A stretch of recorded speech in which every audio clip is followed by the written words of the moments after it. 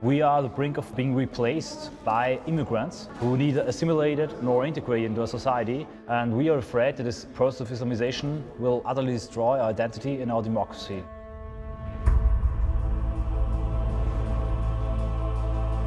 I don't think it's an aggression against all Muslims to say that with Islamization and with Muslim immigration, a risk of terrorism is arising. Europa! Jugend! What is your answer to your critics who say you are neo-Nazi? If you see neo-Nazis everywhere, the problem is in your optics and not in your surroundings.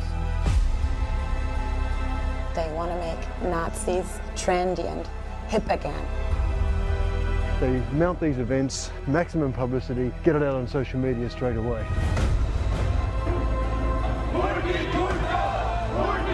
They say they're not left-wing and not right-wing, but they are like for the country, for the people. What are they really? Far-right. They're really far-right.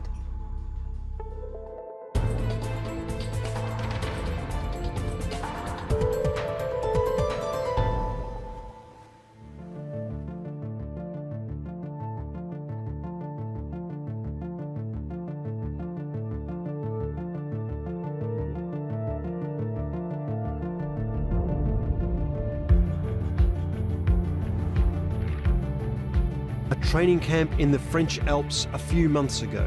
It looks like good, clean fun. But look more closely and you see the symbols and slogans revealing the true purpose of this retreat. This is a boot camp for a new movement of far-right youth. They call themselves the Identitarians. We see ourselves as the voice of a forgotten generation. We are a pan-European youth movement from France to Germany, Austria and Italy, and we want to create a political change in this country, a free and open debate about issues like massive immigration and Islamization, because we want to defend the identity of Europe. And this is Martin Sellner, the young social media savvy leader of the group in Austria.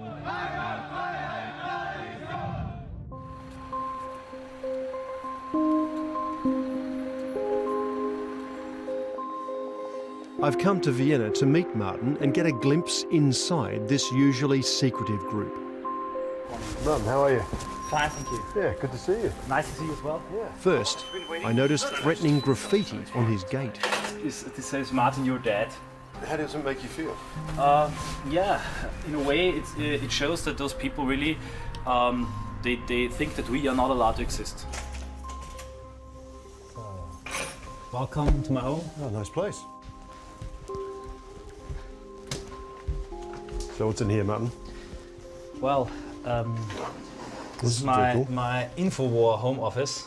Infowar. Yeah, it really is an Infowar. In fact, for us, we've seen that a good video that can go viral. Oh wait, you can sit here if you want. Yeah. So it's not. You don't have to. Good, thank you. Hold your back. Sorry. Yeah. If you have a good video that's going viral, it's made almost as efficient as an action.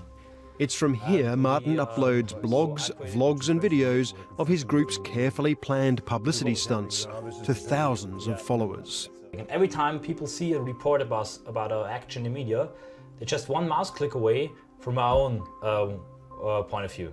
I say there's an emotional barrier between us and the population that's been created by the media.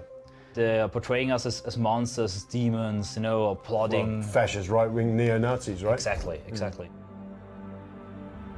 This recent stunt brought global attention. They scaled up and covered the statue of a famous Austrian monarch, Empress Maria Theresa, with a burqa. And what was your message to people by using that? What were you trying to say to them? The message was, if you don't stop what's happening now, that will be the future of Vienna. All our heritage, what she was fighting for, what she built up, is destroyed now by our politicians. Now, many people would say, particularly right now, given what's happened with the Syrians in particular, these are just people who are needing sanctuary from war, they're just refugees. Austria is a wealthy country, Europe can afford to take some of these people and give them that future. I think Europe can definitely afford to help those people, but it would be much better to help them in place, in the areas around Syria and Turkey. Martin says by showing his face he risks being called a Nazi, losing jobs, or even being attacked by anti-fascists. But identitarians believe they're fighting for what it means to be a white European. People forced us to decide between the ideology of dogmatic multiculturalism and diversity and the fringe group of neo-Nazi going back to the 30s. But there's a mass of people who just want to go a third way.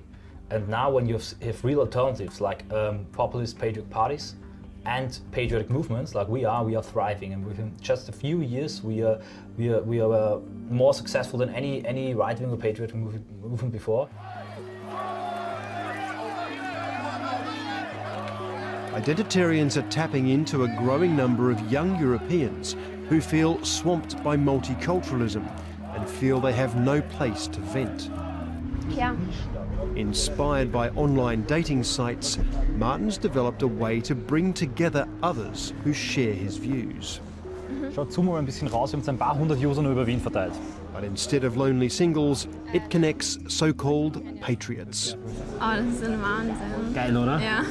Today he's explaining how it works to one of the first female members of his group. I had the idea for this app to make it easier for people, because at the moment you can come out as gay, whatever, no problem.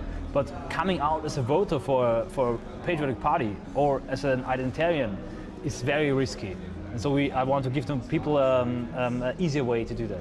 Alina says anti-fascists have threatened her because she's a high-profile identitarian.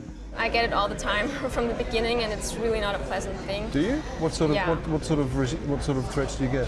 It's really rude. It's really Do you want to rude. can you give It's me? We don't mind. Can you really give me personal. Really? I don't know. They call me a whore and a slut, and they want to hurt me.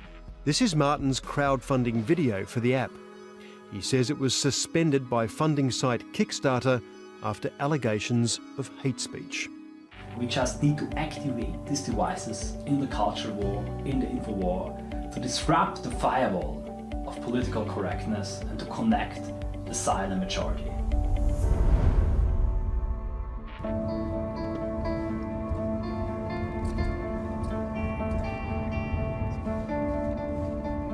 During the day, Martin Sellner studies law and philosophy. His nights are often spent here at the secret headquarters of his identitarian movement, where he's agreed to take us. Tonight they're planning an identitarian stunt, something they've become famous for. Und dies soll heute eine kleine Kampfansage sein an diese Leute, aber auch an die Bevölkerung in Österreich. Ein Zeichen der Hoffnung, dass wir uns dagegen wehren werden. Für Facebook. Und das wäre ein starkes Zeichen, weil die Leute erwarten das von uns. Austria's intelligence services are watching them as a potential security threat. In the room I see mainly young men. They're part of a core group of some 400 Austrian members. And Martin says there are about 10,000 sympathisers and donors across the country. Gut, die anderen, die gehen, sind aber heute bei der Aktion dabei, oder? Passt. Das heißt, wir treffen uns 20 Uhr, Philipp, vor dem Burgtheater, gell? Tonight they're protesting against the City Council, which wants to change the name of an historic landmark, a change they see as an attack on Austria's white Christian identity. That's the Heroes' Place, one of the most historic places in Vienna, just next to the Parliament, and all of Austria's history is taking place here. Es gibt Pläne, ihn umzubenennen, ihn in einen Platz der Republik zu verwandeln, sprich den Platz seiner Historie entkleiden, die Geschichte stehlen, und genau das wollen wir als identitäre Bewegung nicht zulassen. Für uns hat Geschichte eine Bedeutung, sowohl im Positiven als auch im Negativen. Geschichte und Erinnerung ist wesentlich für unsere Identität.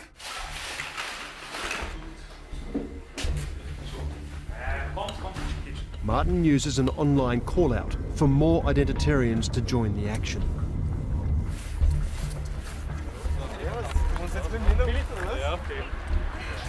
Maximal 5 bis 10 Minuten, bis die Polizei kommt.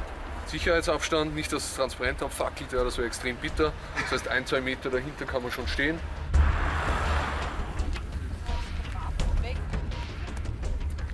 Their stunt is right inside the square. Their banner says, Heroes Place Stays.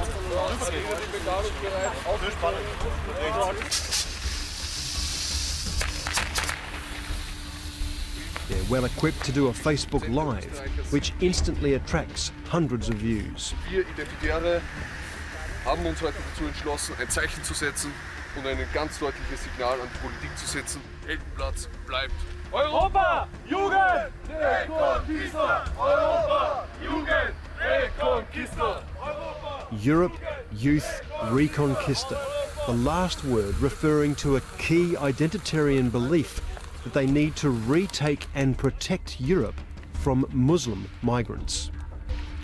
After a few minutes, they get word the police are on their way.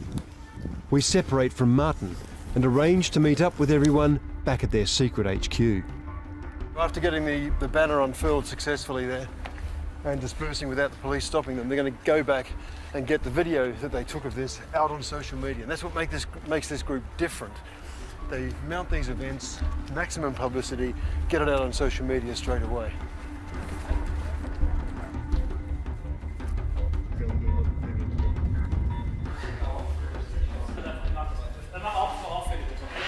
Within minutes of the stunt, Martin and his online team are writing a press release explaining their action and upload a video to YouTube. They say each stunt is carefully planned to stay just within the law. The Facebook Live video has more than 18,000 views. You get a real sense of their popularity when you read the comments. Europe's youth is awake. Very cool action. Respect. I love you. This action speaks directly to their main target, 15 to 25-year-olds, who get most of their news and much of their views from social media.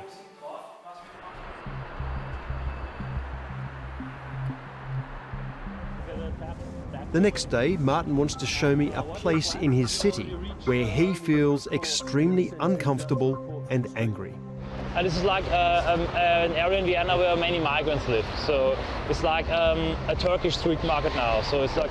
So it's changed a lot. Absolutely. A once Austrian market that is now almost completely Turkish and Muslim. The problem is the dynamics of demographics. The thing is, this section of Vienna is growing. It's the future of the whole city of Vienna. We deserve a country and a culture of our own. I mean, this is just a small section. Surely there's enough Austrians of what you think is the correct descent to be able to balance it out. If you look at the younger generation, we have 60 to 70% of the children who already have a migration background. And so within just a few decades, the population is being completely replaced. This kind of rhetoric has landed Martin in trouble. Identitarians call it the Great Replacement. Others consider it hate speech. Just the things I told you, just the facts that I stated are already considered hate speech in Austria if you say we become the minority in our own country. You've had hate speech charges against you because you've said that. And I have at the moment a hate speech charge running against myself because I put a banner with the slogan "Islamization kills" on a rooftop of a party headquarters. These are similar slogans to those used by neo-Nazi and fascist groups. But Martin's urbane charisma and clever phrasing is helping the identitarians rebrand what far right means in Europe. As a result, identitarian cells are forming in many European cities. Martin says Angela Merkel's decision to open borders to 1 million Syrian refugees last summer helped create the movement and prompted a high-profile action in Berlin.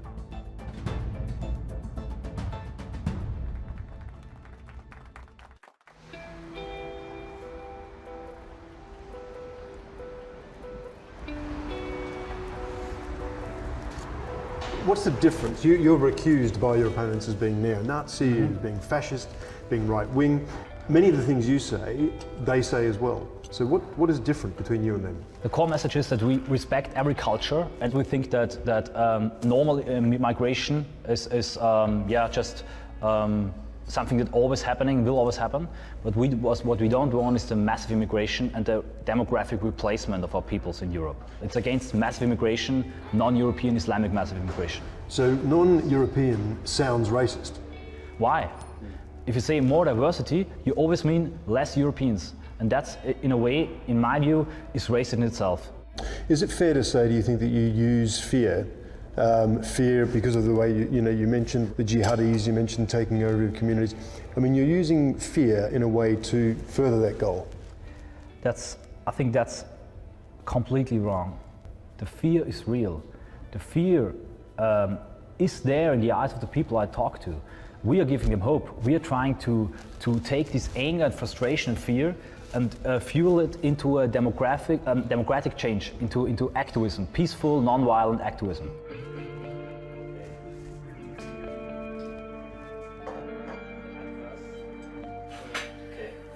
So this is Mum's apple strudel. Absolutely, yeah, absolutely homemade, and the typical Austrian food. Yeah, That's amazing. yeah. And how do they feel about your work? They would prefer me to have a real job, and they would have. I think they would have preferred if I had finished my law studies, be a lawyer now. But in a way, they just understand that it's what I need to do. Most of the time, of course, they're a bit concerned because of attacks and so on. Yeah. And do they agree with your views? Do they have the same point of view, or? I think overall they are conservative, Christian, have traditional values, but they don't have to agree with everything I say to think that I have the right to do it, and they just I think they just want me to do what I believe in and what I need to do. That sounds like it leads to some interesting conversations at home. Absolutely. Was there a particular moment in your upbringing or life that got you on this path? I grew up in the suburbs of Vienna, like in a middle class Aryan family. I know that my political consciousness as an activist was formed in school when I was about 15, 16 years old, and when I suddenly realized that everybody wants me to think in a certain way. And I became patriot in that moment when I realized that they don't want me to be one. And that's when I became rebellious in a way.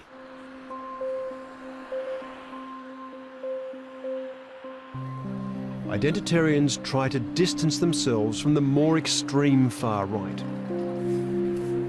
But there are those who are not so sure.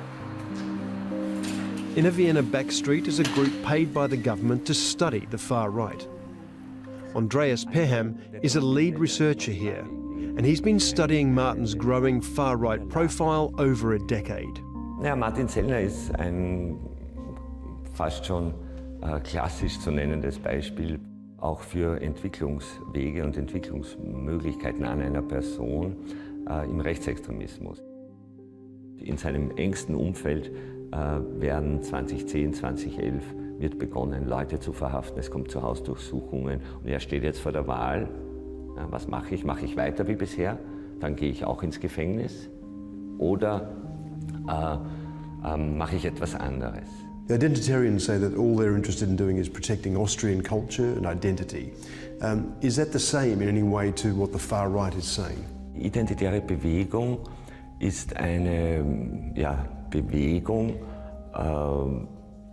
stammend aus dem Neonazismus. Das heißt, die führenden Aktivisten, die Gründungs- und Führungskader dieser identitären Bewegung stammen allesamt aus dem organisierten, militanten Rechtsextremismus, den wir in Österreich auch als Neonazismus bezeichnen. Ich zähle Identitäre sowie viele andere Versuche im Rechtsextremismus, auch in der Vergangenheit, eben zu jenen, die mit der Selbstdarstellung als Neurechte sozusagen sich von Hitler befreien wollen, aus dem Schatten der Vergangenheit. Also wir haben natürlich einige Belege, Beweise, wenn man so will. Zum einen für die neonazistische Vergangenheit von Martin Sellner, nämlich Gottfried Küssel. Was hier wichtig ist, und auch die Nähe zeigt das an, Martin Sellner geht unmittelbar hinter dem unumstrittenen, dienstältesten, gefährlichsten, wie immer wir ihn nennen wollen, Neonazi in Österreich, sitzt auch momentan im Gefängnis. So these are known neo-Nazis? This is neo-Nazi, this is neo-Nazi, this is neo-Nazi, all, but this guy, Martin Sellner, says, no, I'm not neo-Nazi longer. Your own past, and in the past you have been a member of a neo-Nazi group? In fact, it was not a certain group, but it was like the nationalistic scene in Austria, the far-right scene in Austria, with diverse groups and associations. And when I was 16, 17, as I said, I started to think in a patriotic way. In fact, it was the only role that society offered me in a way. So the only identification model I had as a patriot who wanted to become active on the street. The only demonstrations existed were organized by those people. What has changed in you since you were a member of that group and now? Has there been a change, or do you have the same? Does it absolutely. Same views? I really changed, because I think in a certain time I really also believed the stuff those people believed, so being part of a superior culture and so on, and blame certain groups for everything. Now I understand that it's a systematic problem, that it's not a group of people, whether Muslims or Jews or anyone, who is completely responsible for everything, and if you get rid of those people, then everything will be fine. It's a systematic problem, and you have to rationally think about the reasons, and then with emotional vision create a change. That's what we believe in now as an identitarian movement. Identitarians say their actions are against policies, not people. But at a recent protest at this university theatre, they did target individuals who were performing a play about refugees, and many saw the attack as violent. So, this is Audi Max. Actually, I think it's one of Actors Johnny and Layla, both Syrian refugees, were performing on stage at the time. I mean, I was afraid because I don't know what is possible to happen. You know, they could be with guns, they could be with anything. بالأول أنا انصدمت، يعني ما بتتخيل إنه أنت واقف عم تأدي عمل وعايش بعالم تاني، تحس إنه في ناس عم تعيط وعم تركض ولهم كتير والأطفال عم تبكي وناس كبار عم يبكوا، يعني كتير كان موقف مرعب. Martin's identitarians sprayed fake blood over the stage, they say, to remind people of the Bataclan terror attack in Paris. It really opened my eyes to a lot of things, because so for this accident I thought like Vienna or Austria is the rabbit hole, the wonderland, and everything is fine, safe. I think, that's the most controversial action we did, but I think there's a lot of wrong reporting about this action. The problem with that is that, of course, that it sort of seems to tar all Muslims and Syrians with the terrorist brush. No, you think no. In fact, it was directed against the audience in the room. Those people were from the upper class in Vienna, and I think that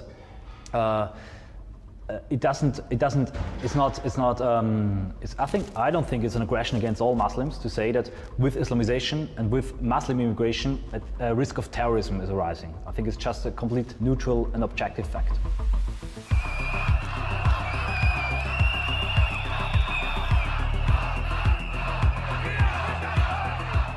We've come to Berlin to meet those opposing Martin's vision. On the capital streets, we witness the deep divisions between far left and far right that are now sweeping Europe.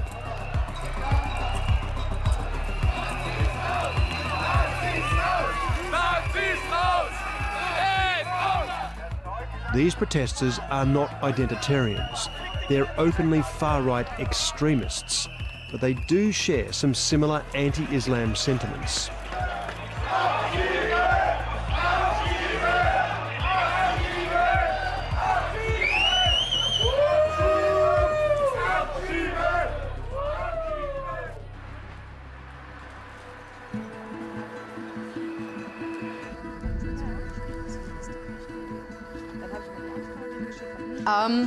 Dann sage ich mal herzlich willkommen bei den Stammtischkämpferinnen.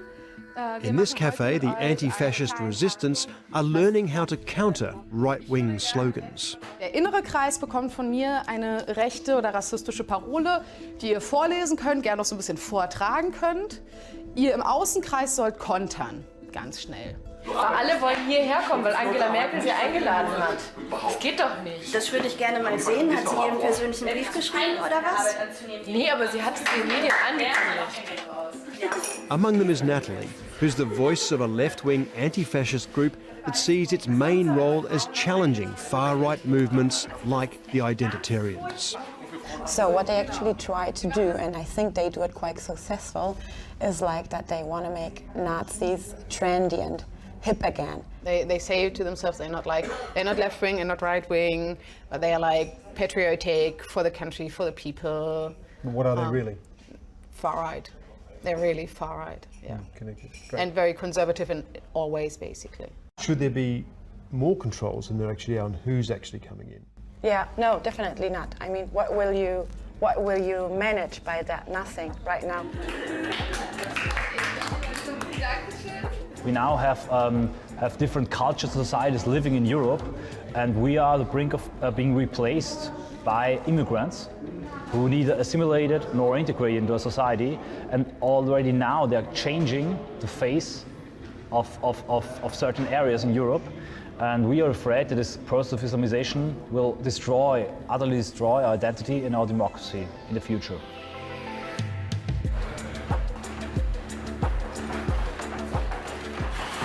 The name Martin Sellner is one you may hear more of, and the Identitarians is a group that may also become more familiar in the future.